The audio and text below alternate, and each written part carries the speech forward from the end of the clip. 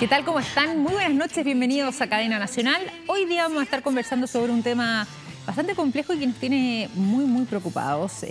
Referente además a una reunión que sostuvo la jueza titular del segundo juzgado de familia de Santiago, Mónica Geldres, en la Comisión Especial de Asuntos de la Infancia del Senado, referente además a temas vinculados al Sename. Por lo mismo es que vamos a saludar a quien además estuvo presente también en esa oportunidad y que ahora nos acompaña en nuestro programa y está junto a nosotros, el abogado y exdirector además del Instituto Nacional de Derechos Humanos, Branislav Marelich. ¿Cómo estás, Branislav? Bienvenido. Muchas gracias por la invitación. Gracias además a ti también por recibir nuestra invitación, sobre todo además para poder abordar este tema, un tema que nosotros hemos tratado otras veces acá en nuestro programa, pero para abrir directamente con lo que sucedió entonces esta jornada de día martes en esa comisión es que queremos revivir junto a ti parte de un extracto de lo que fue esa conversación.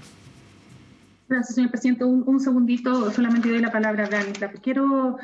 No puedo dejar de decir que lo que aquí se señala es absolutamente contradictorio. No puedo dejar de señalar que sabemos todo lo que ocurre en el CREA Coahuila, que lo tenemos claro, que estamos haciendo lo imposible.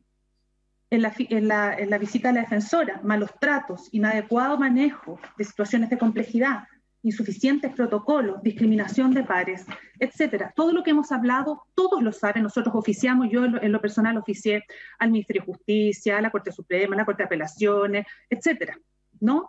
Todos sabemos lo que ocurre. Todos sabemos, estamos instalando las residencias familiares, pero hoy hay niñas que se fugan de la residencia, son violadas, son secuestradas, las tienen por día secuestradas. Unas se arrancan, logran escapar, llegan en calidad de bulto y los jueces vamos de nuevo a la misma residencia y se vuelven a fugar y las vuelven a violar y son víctimas de un círculo de explotación sexual infantil. De eso estamos hablando acá. Entonces, cuando escucho decir, bueno, entonces, ¿qué podríamos llamar? Mire, hemos hecho comunicaciones con instituciones, hemos aplicado protocolos, hemos mandado oficio, hemos oficiado al Ministerio Público, a la Fiscalía, hemos hecho convenios, mesas interinstitucionales, hemos hecho acciones con el interceptor. Estamos hablando que hoy hay niñas que son gravemente vulneradas en sus derechos y que están con riesgo de vida. Los niños que están con orden de búsqueda y recogimiento, sin ningún control, sin ningún seguimiento de ningún garante, están con riesgo de vida. Oye, es desgarrador lo que uno escucha de parte de Mónica Geldres, con quien yo sé que además tú has estado trabajando codo a codo y ella hace esta denuncia ante la comisión donde tú también participaste y habla respecto a este círculo de explotación sexual infantil que es tremendamente grave. ¿Qué antecedentes tenemos de ese círculo? ¿Y hace cuánto también están las primeras denuncias de este tipo de situaciones?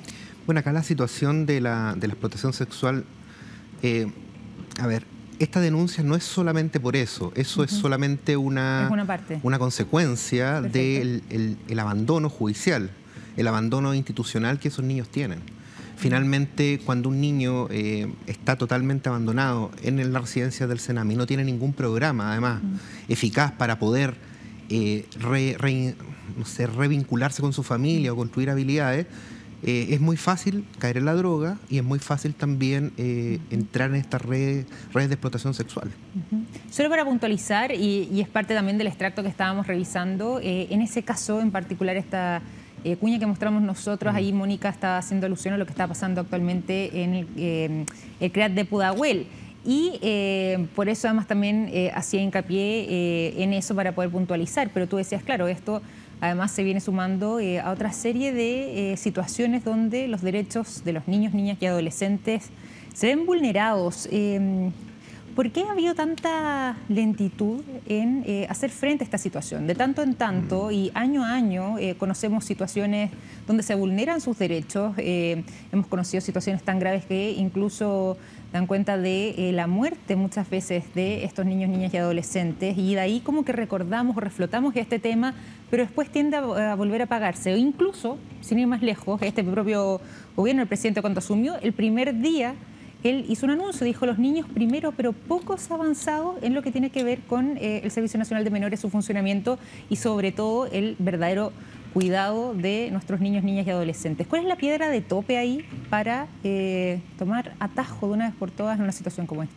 Bueno, es que ahí depende de dónde se mire, porque la magistrada yo creo que decía algo bastante claro. O sea, la cuña que acaban de mostrar yo creo que habla por sí sola y es suficientemente clara para ver la situación.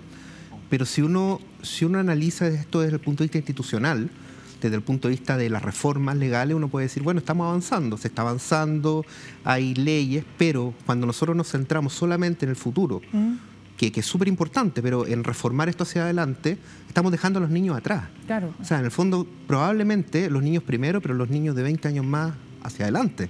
Pero los niños de hoy están totalmente atrás.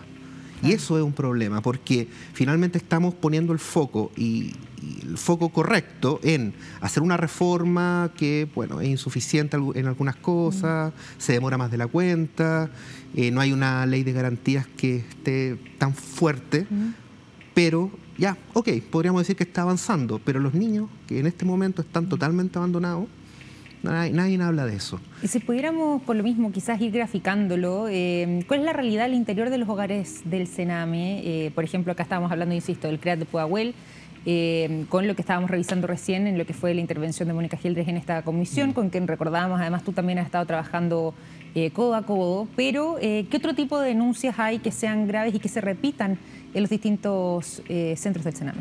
Bueno, una de las cosas que decía Mónica en la intervención del Senado es que ya se han cumplido 10 años desde su informe y siguen las mismas cosas.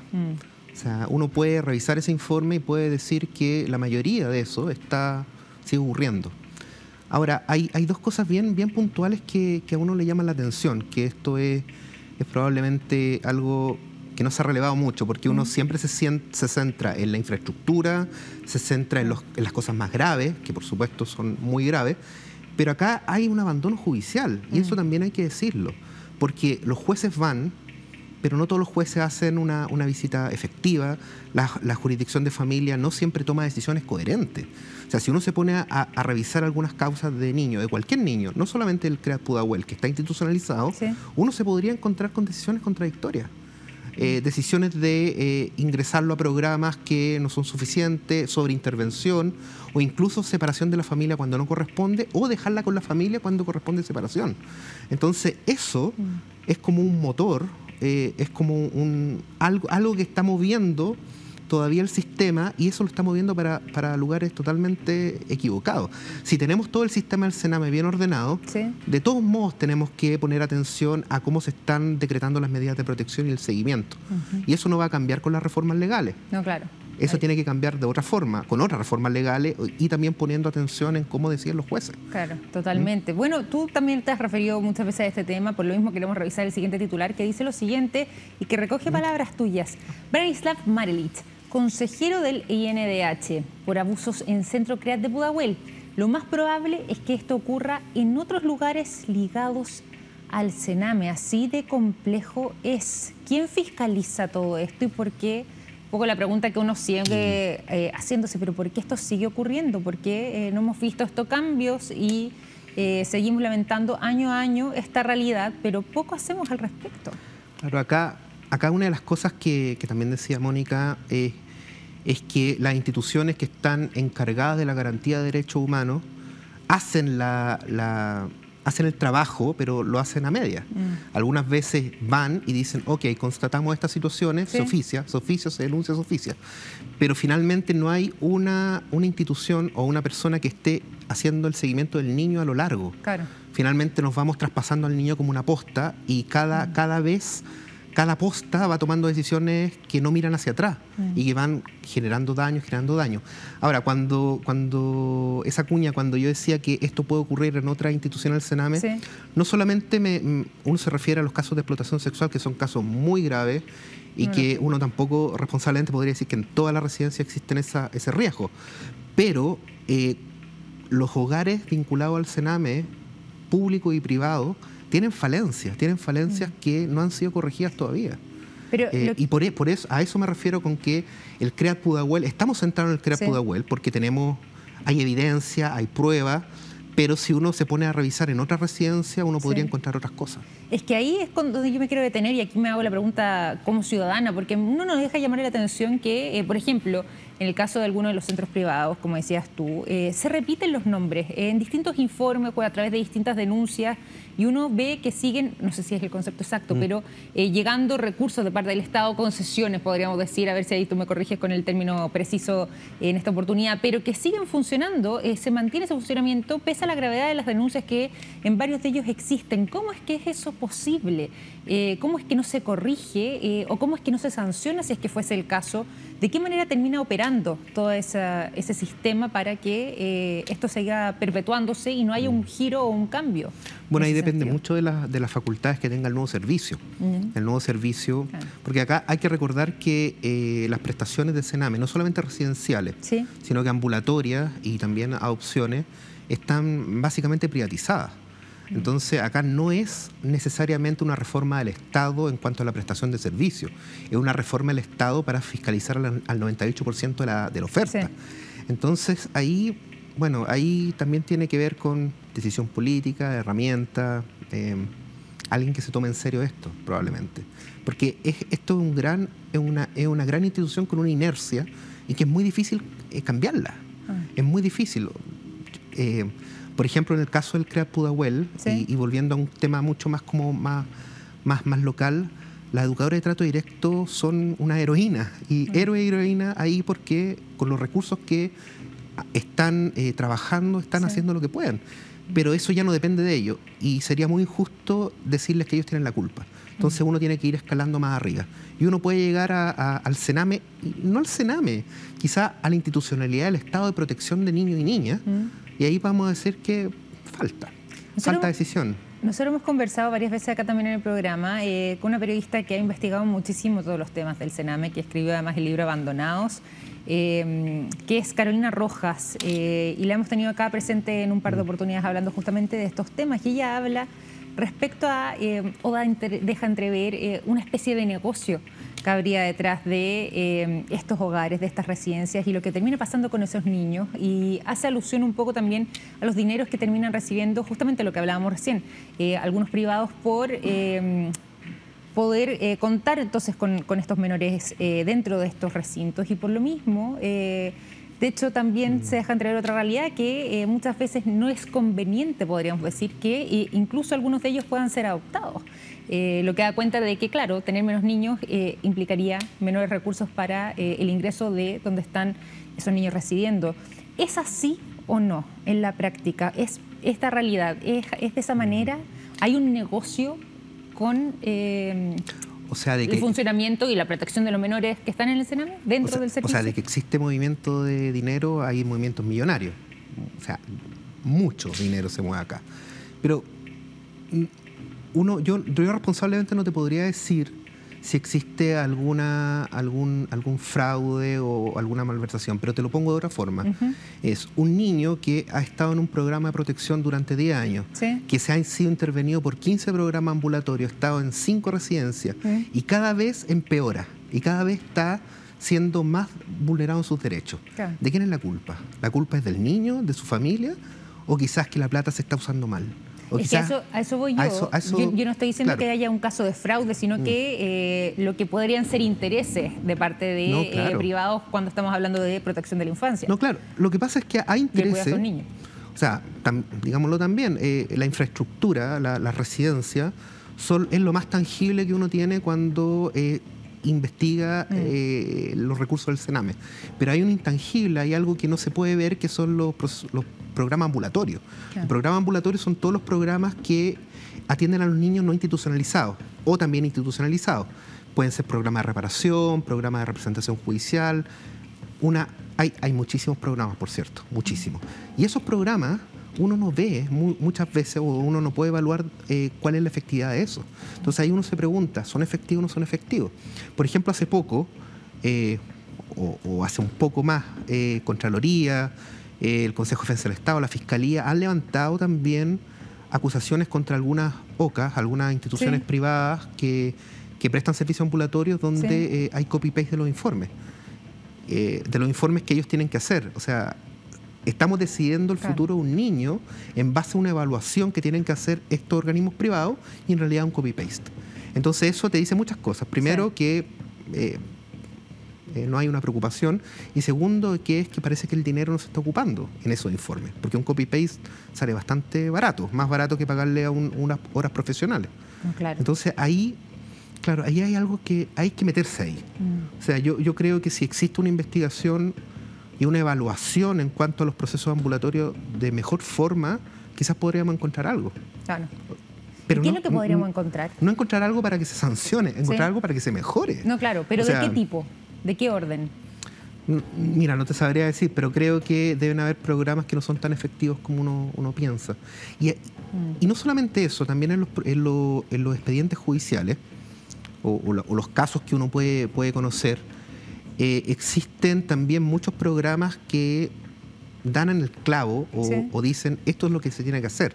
Y el problema es que luego el Tribunal de Familia u otros órganos no le toman en cuenta. Entonces también no solamente podemos encontrar problemas de que quizá el trabajo no se hace de manera adecuada, y eso puede ser incluso porque tienen poco financiamiento, pero también nos podemos encontrar que programas o informes que realmente dan en el clavo y están trabajando con los niños no son tomados en cuenta al momento de las decisiones judiciales.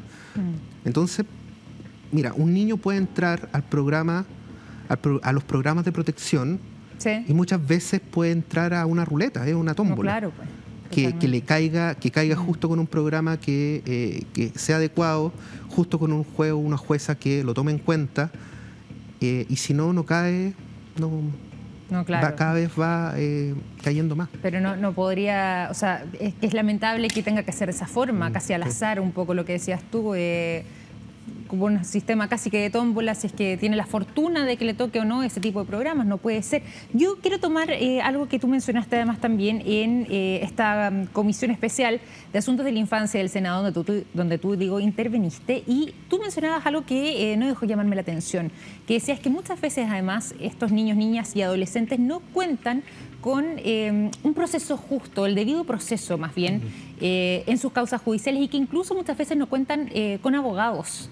¿Cómo es esa realidad también a la hora de tener que enfrentar, por ejemplo, este tipo de procesos?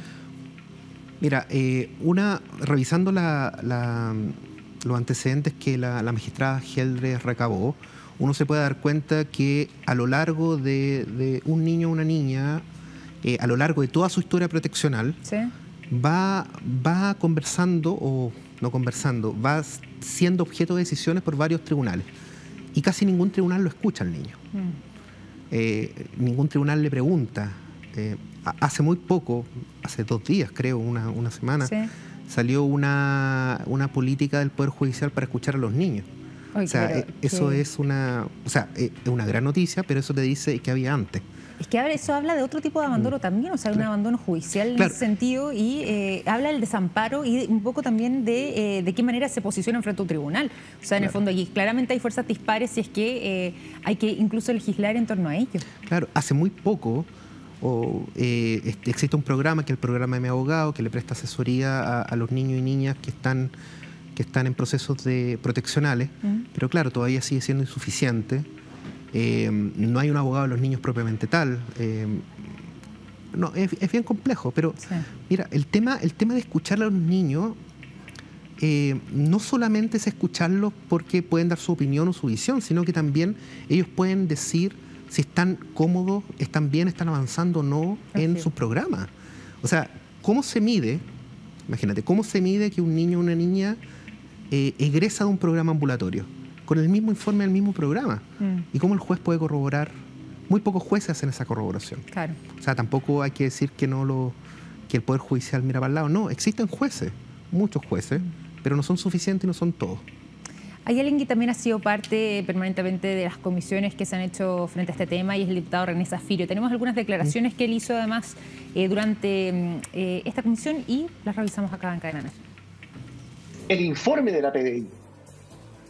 No es casual que el fiscal nacional haya ocultado el informe del Sename. Lo hace de la misma forma como ocultó el informe o frenó la investigación, por ejemplo, que realizaba el fiscal Maximiliano Arias y lo saca de la investigación de los cardenales Gesati y del cardenal Errázuriz 2 semanas antes de ser formalizados por abusos sexuales.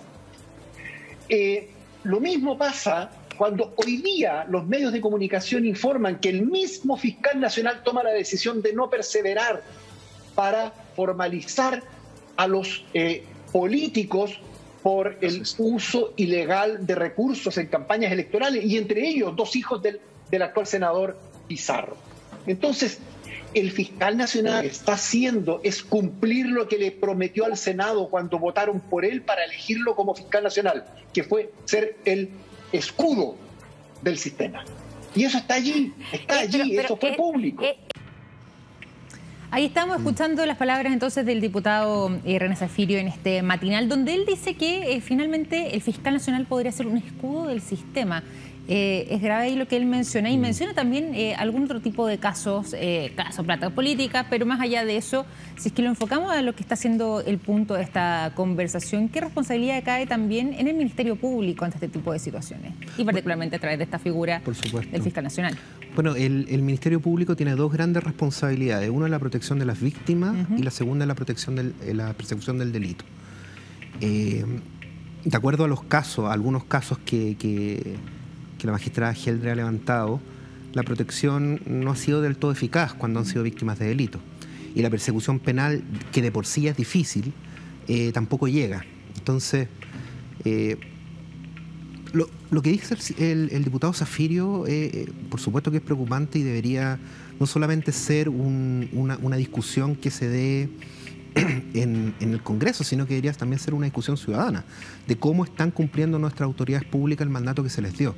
Porque cualquier autoridad pública no le debe lealtad al Congreso, le debe lealtad a las personas, porque somos todos parte del Estado. Sí. O sea, si le debe lealtad y se acusa cualquier autoridad a un grupo de poder, a un grupo de interés, estamos súper mal, estamos mal, muy mal.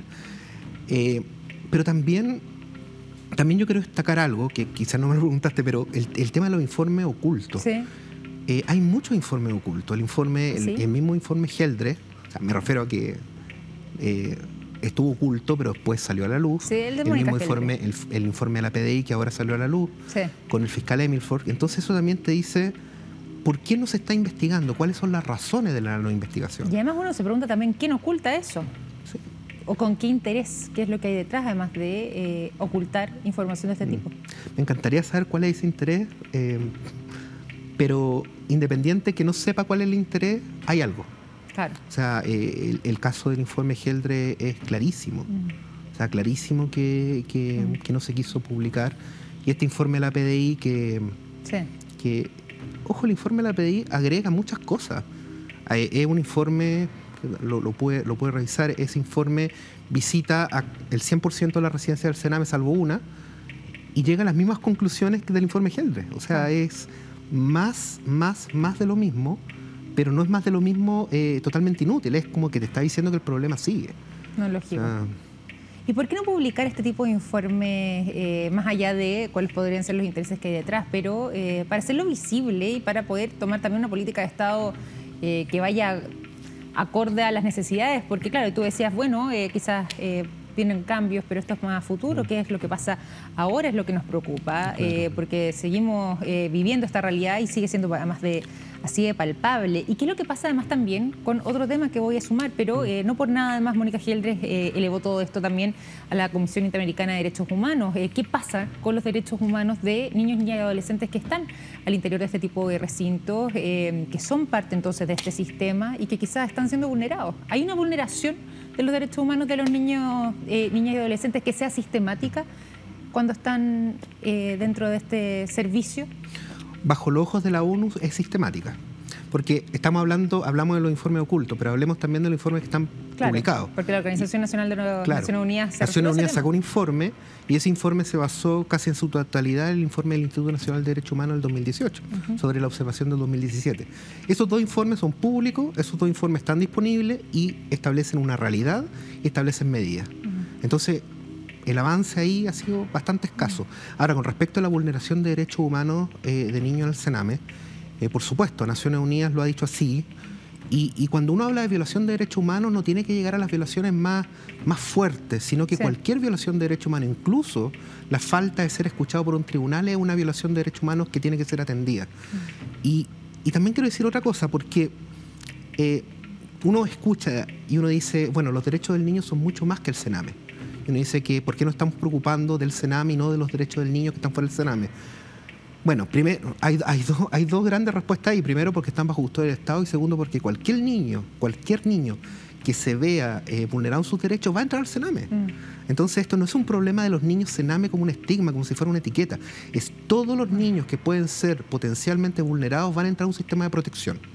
Y ese sistema de protección no es suficiente, por decir una palabra cortés. Oye, claro, este es un tema que a nosotros nos preocupa mucho como programa, que hemos estado siguiendo varias veces y que uno se pregunta, insisto, ¿hasta cuándo? ¿Cuándo va a haber atajo a todo este tipo de situaciones? Es desgarrador conocer los informes, más aún saber que hay informes ocultos, como tú bien nos dabas cuenta, y por lo mismo queríamos tener esta conversación contigo. Así que, Branislav, te agradecemos el día de hoy haber sido parte de este capítulo de Cadena Nacional. Muchas gracias por la invitación.